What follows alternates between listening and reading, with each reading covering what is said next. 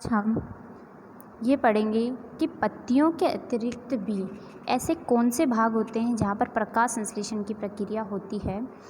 तो उसके लिए हम बात करते हैं कि पत्तियों के अतिरिक्त पादपों के दूसरे हरे भाग, जैसे कि दूसरा हरा भाग कौन कौन सा हो सकता है, तना भी हो सकता है। जैसे कि हमारे तने, हरी शाखाओं में भी प्रकाश संश्लेषण होता है। मरुस्थलीय पादपों में वाष्पोत्सर्जन द्वारा जल क्षय को कम करने के लिए पत्तियां शल्क अथवा शूल रूपी हो जाती हैं। तो यहाँ पर क्या होता है, जो मरुस्थलीय पादप होते हैं, मरुस्थलीय पादपों में क्या होता है, वाष्पोत्सर्जन अर्थात है कि जो पत्तियों के अंदर जो उपस्थित जो जल है उसको पत्तियों से बाहर निकालना, जो जल का भाग है वह वाष्पोत्सर्जित करना, बाहर निकालना द्वारा। तो वहाँ पर क्या होता है, जो मरुस्थलीय पादप होते हैं वहाँ पर क्या होती है, जल की क्या हो जाती है, कमी हो जाती है। अब यदि जल की कमी है तो पूरा तो निकाल नहीं पाते हैं, इस वजह से क्या होते हैं कि जल की थोड़ी सी ही मात्रा निकलें।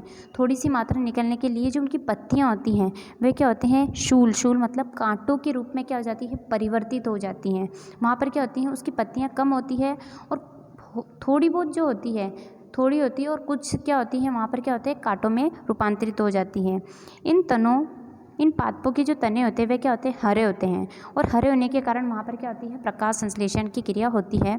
तो जो मरुस्थलीय पादप हैं, मरुस्थलीय पादपों में प्रकाश संश्लेषण कहाँ पर होता है, वह होता है तने के अंदर। अब आज हम इसको एक क्रियाकलाप के द्वारा समझा सकते हैं कि क्लोरोफिल या जो पत्तियाँ हैं वह क्या होती है, क्या और भी है, और भी ऐसा कलर, क्योंकि जो क्लोरोफिल होगा उसकी वजह से जो पत्तियां होती हैं उनका कलर कैसा होता है, हरा होता है। लेकिन ऐसे भी जो वर्णक पाए जाते हैं क्या, जिसकी वजह से क्या होता है, प्रकाश संश्लेषण की क्रिया होती है, उसको हम एक क्रियाकलाप के द्वारा समझा सकते हैं।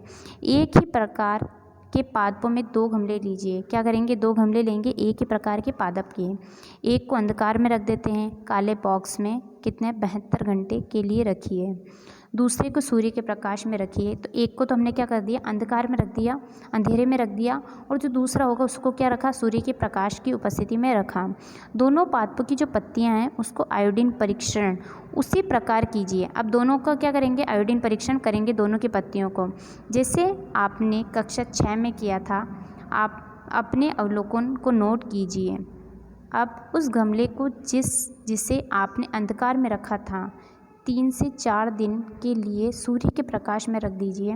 पहले तो अपन ने क्या रख दिया, तो उसे अंधकार में रख दिया था। अब क्या कर रहे हैं कि 3-4 दिन बाद में उसको क्या कर रहे हैं, 3-4 दिन के, वहाँ पे 3 दिन रखा था, फिर 3-4 दिन के लिए यहाँ पर किस में रख दिया, सूर्य के प्रकाश के में रख दीजिए। पुनः इसकी पत्तियों पर आयोडीन परीक्षण कीजिए। पहले भी आयोडीन परीक्षण किया, लेकिन जब सूर्य के प्रकाश में उस अंधकार वाले गमले को जब सूर्य के प्रकाश में 3-4 दिन तक रखा हो, तब वापस से इसमें क्या करेंगे, आयोडीन परीक्षण कीजिए। अपने प्रेक्षण अपनी नोटबुक में लिखिए। हरी पत्तियों के अतिरिक्त अन्य वर्णक की पत्तियों में भी क्लोरोफिल होता है। हम देखते हैं कि बहुत सारी पत्तियां जो होती है जिनका कलर हरा नहीं होता है, उनमें क्या होता है, उनका हरा नहीं होने, वहाँ पर अन्य वर्णक भी पाया जा रहा है, लेकिन साथ ही कौन सा वर्णक पाया जा रहा है, क्लोरोफिल तो उपस्थित रहेगा ही, परंतु इन पत्तियों में उपस्थित लाल व भूरे अथवा अन्य वर्णक क्लोरोफिल के हरे रंग को प्रच्छादन कर देते हैं, अर्थात ढक देते हैं। तो ये क्या करेंगे, उनका कलर क्या होता है, या तो वो डार्क होगा या अन्य कलर क्या करेंगे, हरे रंग को क्या कर देंगे, ढक देते हैं। इन पत्तियों में भी प्रकाश संश्लेषण होता है। आपने गीली दीवार पर तालाब अथवा ठहरे हुए जलाशय में हरे अवपंकी काई, आपने देखी होंगी, जो तालाब वगैरह या ऐसा कुछ भी जगह जहाँ पर पानी ठहरा हुआ रहता है, वहाँ पर क्या होते हैं, काई पाई जाती है, हरे पादप पाए जाते हैं, उनको क्या बोलेंगे, शैवाल कहते हैं। आपने गीली दीवारों पर तालाब अथवा ठहरे हुए जलाशय में हरे अवपंकी काई जैसे पादप देखे होंगे। ये सामान्य कुछ जीवों की वृद्धि के कारण बनते हैं। वे क्या है, एक शैवाल एक प्रकार के क्या हैं, जीव हैं। हम देखते हैं कि कुछ थोड़ा सा रहता है, लेकिन कुछ दिन बाद या कुछ समय बाद हम देखते हैं, कुछ दिनों के बाद देखते हैं कि वह क्या करती है, अपनी पूरी कॉलोनी बना लेती है, अर्थात वह पूरे के अंदर क्या हो जाते हैं, फैल जाती हैं, जिन्हें क्या कहते हैं, शैवाल कहते हैं। क्या आप कल्पना कर सकते हैं कि इनका हरा रंग क्यों होता है, क्योंकि वहाँ पर क्या पाया जा रहा है, क्लोरोफिल पाया जाता है और वहाँ पर क्या होगी, प्रकाश संश्लेषण की क्रिया द्वारा वह क्या करेंगे, अपना भोजन स्वयं बनाते हैं। इनमें क्लोरोफिल होता है जिसके कारण ये हरे दिखाई देते हैं। शैवाल भी प्रकाश संश्लेषण के द्वारा क्या करेंगे, अपना भोजन बनाते हैं। तो स्वयं पोषी के अंदर भी क्या आ गए, शैवाल हो गए, क्योंकि वह क्या करते हैं, अपने भोजन स्वयं बनाते हैं। पादपों में कार्बोहाइड्रेट, तो पादप में कार्बोहाइड्रेट कहाँ से आया, जब प्रकाश संश्लेषण की क्रिया होती है तो कार्बोहाइड्रेट और क्या बन रहा था, ऑक्सीजन बन रहा था। तो ये बोल रहे हैं कि के अतिरिक्त अन्य खाद्य संश्लेषण भी होता है क्या, इसके बारे में हम यहाँ पर अध्ययन करेंगे। आपने पढ़ा कि प्रकाश संश्लेषण प्रक्रम द्वारा पादप पौधे कार्बोहाइड्रेट का संश्लेषण करते हैं। कार्बोहाइड्रेट कार्बन, हाइड्रोजन और ऑक्सीजन, जो कार्बोहाइड्रेट होगा उसमें क्या क्या पाया जाएगा, कार्बन, हाइड्रोजन और क्या पाया जाता है, ऑक्सीजन से बनते हैं। इनका उपयोग खाद्य के अन्य घटकों के संश्लेषण में होता है।